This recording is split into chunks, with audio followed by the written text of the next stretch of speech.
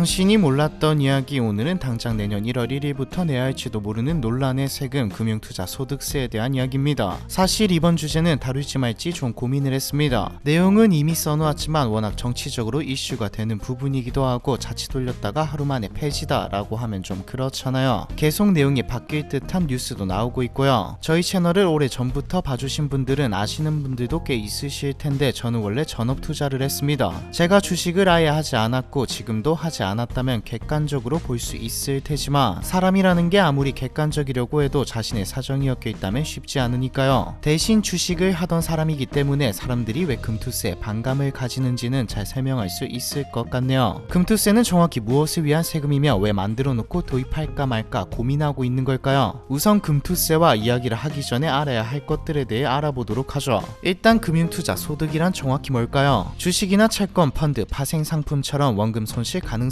있는 금융투자 상품에 투자하여 양도나 환매 등으로 발생한 소득을 금융투자 소득이라 합니다. 단 금융투자 소득에 이자 소득이나 배당 소득은 포함되지 않고요. 금투세는 이름 그대로 금융투자 상품에서 발생한 소득에 부과하는 세금입니다. 아마 이런 비슷한 세금이 이미 있지 않나라고 생각하는 분들이 계실 것 같습니다. 맞습니다. 사실 금투세는 완전히 새로운 세금은 아니죠. 기존의 여러 금융상품에 대한 과세 체계를 통합하고 정비하는 성격도 가지고 있는 제도입니다. 예를 들어 기존 주식 양도세의 경우 주식을 매도하여 이익이 발생했을 때 이익에 세금이 부과되었죠. 다만 모두가 아닌 개별 주식 종목 지분율이 유가증권 시장은 1%, 코스닥 시장은 2% 이상인 경우 개별 종목당 주식을 50억 원 이상 가진 경우 대주주로 분류되어 양도세를 냈습니다. 그러나 금투세는 대주주뿐만 아니라 일반 개인 투자자에게도 적용되는 제도입니다. 또한 금투세는 주식을 넘어서 채권, 펀드, 파생상품 등 다양한 금융상품으로 범위를 넓혀서 금융상품에서 얻은 모든 이익과 손실을 합산한 다음 연간 소득을 기준으로 초과분에 과세하는 방식을 띠고 있고요. 여기서 초과분이란 국내 상장 주식 및 공모 주식형 펀드 등의 금융투자 소득이 연간 5천만원 이상일 때 또는 해외 투자 등 기타 금융투자 소득이 250만원 이상일 때를 말합니다. 소규모 투자자에게는 해당이 안 되는 제도이기 때문에 일각에서는 금투세를 부자세라고 말하기도 하죠. 이렇게만 보면 주식하는 사람들이 이때까지 세금을 안 낸 것 같은데 그건 아닙니다. 증권거래세가 있거든요. 증권거래세는 거래 자체에 부과되는 세금입니다. 손실을 보든 이득을 보든 그냥 내는 거죠. 2023년 기준 거래세로 거두어들인 세금은 6조 666억이고요. 이 중 개인 투자자가 낸 거래세가 4조 5천억, 외국인이 9,969억입니다. 증권거래세와 금투세가 모두 시행되면 투자자 입장에서는 과도한 세금 부담을 안게 되니 금투세 도입을 전제로 증권거래세를 없애는 정책도 추진하고 있죠. 애초에 금투세의 도입 취지 중 하나가 형평성 때문이기도 합니다. 오래전부터 미국과 영국, 독일, 일본 등 주요 국가에서는 자본이득세, 주식 양도세라는 이름으로 주식과 채권 등에서 양도소득을 과세하는 조세제도가 존재했지만 한국의 경우엔 주식 양도세가 대주주에게만 적용되어서 형평성이 어긋난다는 말이 있었거든요. 근로, 사업, 이자 소득 등은 유형에 관계없이 세금이 부과되고 있기 때문에 금융투자 소득만 과세 대상에서 제외될 이유가 없다는 것이었죠. 그런 거래세는 이라는 생각이 바로 듭니다. 이건 뒤에서 이야기해보고, 참고로 투자 손실이 이익보다 클 때 금융투자 결손금이 발생했다고 하는데 수익이 발생하는 해로 결손금을 이월하여 그 해의 소득에서 공제받을 수 있도록 하는 2월 공제 제도도 있죠. 그리고 9월 3일 금투세 보완을 위한 패키지 입법도 추진되고 있다는 기사가 나왔네요. ISA로 해외 주식에 직접 투자할 수 있도록 하는 내용과 ISA 연 납입 금액을 3천만원까지 인상하고 수익 전액에 대한 비과세도 적용한다는 내용이죠. 금투세 면제 구간도 1억 원으로 상향하고요. 물론 통과된다면 말이죠. 사실 지금 말하는 사항들의 디테일은 당장 내일 수정될 수도 있는 부분들입니다. 실제로 금투세 세부 사항이 계속 조정되었지만 2023년에 예정대로 금투세가 시행되지 못했죠. 지금 분위기로 봐서는 폐지보다는 보완하고 수정하고 유예할 가능성이 높아 보입니다. 아직까지 말이 많은 이유는 시행되지 못한 이유는 개인 투자자와 금융투자업계 그리고 정치권의 반발 때문이었죠. 그런데 왜 반대하는 걸까요? 5천만원까지 공제라고 하면 사실 1년에 5천만원 이상 주식으로 돈 버는 사람이 그렇게 많지는 않을 텐데 말이죠. 앞에 설명만 들어본다면 거래세를 줄여주고 손해도 인정해주기 때문에 오히려 합리적인 과세 체계처럼 보입니다. 소득이 있는 곳에 세금이 있다라는 조세 원칙에도 맞고요. 사실 저도 최종적으로는 거래세를 없애고 금투세를 도입하는 게 맞다고 봅니다. 그런데 이 내용으로 지금 시행하는 게 맞냐는 의문인 것이죠. 이제부터가 사실 영상의 본격적인 내용입니다. 2023년 기준 상장법인 주식 소유자는 1,416만 명으로 집계되었습니다. 한국 인구가 대략 5천만쯤 되니 3, 4명 중 1명은 금투세에 관련이 있다고 봐야 하죠. 하지만 이 중 1%만이 과세되어 대상에 해당합니다. 금융투자로 5천만 원 이상의 소득을 올리는 건 투자자 중 1%이기 때문이죠. 대부분은 돈이나 안 잃으면 다행인 게 한국 주식시장입니다. 냉철하게 본다면 대부분의 사람들은 오히려 금투세를 도입하고 거래세를 낮추는 게 더 세금을 적게 낼 확률이 높죠. 그럼에도 주식시장에 뛰어든다는 것은 공부하고 종목을 찾고 발굴해서 매매를 한다는 것은 궁극적으로 돈을 벌기 위해서입니다. 손해볼 생각으로 주식을 공부하는 사람은 없죠. 누군가는 인생 역전을 위해, 누군가는 안정적인 노후 대비를 위해 뭐 다 각자의 이유가 있습니다. 그리고 모두가 자신이 원하는 기대값이 공제해주는 금액보다 높죠. 자신의 기대와 같이 흘러간다면 지금의 거래세보다 훨씬 더 많은 세금을 내야 하고요. 즉 개인의 입장에서 먼 미래를 내다봤을 때 증세라고 보이는 거죠. 원래 세금 문제는 어떻게 나오든 확실하게 깎아줄게 아니면 반발이 가장 강한 부분이기도 하고요. 사실 여기까지만 봐도 금투세는 문제가 없어 보입니다. 이미 미국과 같은 선진 시장의 다수가 금투세와 같은 형식을 취하고 있고, 단순 기대값에 대한 반발이라면 근거가 좀 부족하니까요. 미국 시장의 금투세 이야기가 나오기 전부터도 엄청나게 많은 사람들이 세금을 감수하고 투자를 했습니다. 사실 사람들이 금투세를 반대하는 가장 큰 이유는 따로 있죠. 한국 주식시장에 대한 걱정과 금투세 정책을 시행하는 시기, 그리고 실효성, 부작용, 문제점들 때문입니다. 가장 큰 걱정은 대상자라는 이 1%가 시장을 이탈하지 않을까입니다. 정확히는 한국 시장 자체의 활력이 줄어든다는 말이죠. 주식을 비롯해 부동산이든 뭐든 투자재의 가격을 결정하는 근본적인 요소는 수급입니다. 수급이 줄어들면 가격이 떨어지고 활력이 떨어지는 건 당연한 수순이죠. 언뜻 선진 시장인 미국, 영국, 독일, 일본은 금투세를 부과하는데 우리도 부과하는 게 무슨 상관인가? 이 1%는 다른 국가에 투자를 해도 그대로 세금을 내는 건데 왜 한국 시장을 이탈하나 싶습니다. 하지만 잘 생각해보면, 툭 까놓고 이야기해보면, 조건이 똑같다면 여러분은 미국, 일본, 한국 시장 중에 어디에 투자하실 건가요? 주주환원도 잘 안 나오고 작전주였다는 기사가 심심하면 나오는, 지수가 위아래로 왔다 갔다만 하는 한국 시장에 투자하실 건가요? 아니면 세계 거대 기업이 전부 몰려있는 끝없이 상승하는 지수 추정만 해도 걱정 없는 미국장에 투자하실 건가요? 당장 일본 지수만 봐도 같은 기간 대비 한국보다 훨씬 많이 올랐습니다. 투자자들 사이에서 우스갯소리로 하는 말이 있습니다. 나스닥은 신이다. 코스피와 나스닥의 차트를 비교해보면 나스닥은 신이라는 말이 우스갯소리가 아닌 것 같네요. 이 말처럼 나스닥은 이때까지 끊임없이 상승해왔습니다. 투자가 무슨 친구들끼리 월드컵 한일전 보는 것 마냥 애국 배팅하는 것도 아니고 애국심으로 국장에 투자하는 사람은 없죠. 그렇다고 미장, 일장을 하기가 어려운 시스템인가요? 앞에서 말했듯 금투세가 없을 때도 수익을 위해 사람들은 미장으로 빠져나갔습니다. 그냥 어플 다운받아서 돈 놓고 누르면 어느 장이든 마음만 먹으면 누워서 투자할 수 있죠. 그리고 한국 주식시장이 선진 시장인가요? 아니라고 봐야 하죠. 한국이 선진국인 것과는 별개로 MSCI 지수에서 한국 주식시장은 신흥시장으로 분류됩니다. 물론 분류에 따라 선진시장으로 분류되기도 하지만 결국 한국 주식시장은 중국, 대만, 인도 시장과 비슷한 평가를 받죠. 참고로 한국 시장은 중국보다 주주 환원이 적고 대만보다 전체 시가총액이 낮습니다. 중국보다 낮은 건 당연하고 애초에 선진시장이라면 북한 리스크를 제외하고도 코리아 디스카운트라는 말이 나오지 않았겠죠. 참고로 중국, 인도, 대만, 싱가포르, 홍콩, 뉴질랜드, 태국 전부 금투세가 없습니다. 거래세만이죠. 이 거래세도 지금 기준으로 봐도 한국이 중국, 홍콩 같은 시장과 비슷하거나 높고요. 여기다가 이대로 도입된다면 미장, 일장과 같은 선상이 아닙니다. 금투세는 있고 거래세가 없어진다면 똑같은 게 아닌가 하지만, 거래세가 없어진다는 것이지 농어촌 특별세 0.15%는 남아있거든요. 2021년 기준 농특세로 거친 세금이 약 9조입니다. 이 중 60%가 주식 거래에서 나왔죠. 부자들에게 세금을 걷어 농어촌을 돕자는 취지로 도입됐는데 이름이 다르고 취지가 다를 뿐이지 투자자 입장에서는 그냥 세금입니다. 이대로 도입되면 한국은 금투세, 농특세라는 이름의 거래세도 함께 납부하는 거죠. 이것들 말고도 이탈할 이유는 많습니다. 장기 투자자에게 불리한 제도라는 점도 크죠. 그건 다른 나라도 똑같은 거 아니냐? 이걸 방지하기 위해서 금투세를 도입한 국가들은 장기 투자자들에게 혜택을 줍니다. 미국의 경우 투자 기간에 따라 세율이 낮아집니다. 이것 말고도 잘 들여다보면 소득에 따라 이런 경우 감세, 저런 경우 감세, 손실에 대한 2월 공제도 한국과 달리 무기한이기에 여러가지 세금 전략이 가능하죠. 지금 법안에는 이런 것들이 너무나도 미흡합니다. 이대로 도입하면 국장의 메리트가 너무 없어진다는 것이죠. 실제로 금융투자업계도 개인 투자자들이 세금 그 자체보다는 국내 자금이 해외로 이탈할 것을 우려한다고 보고 있습니다.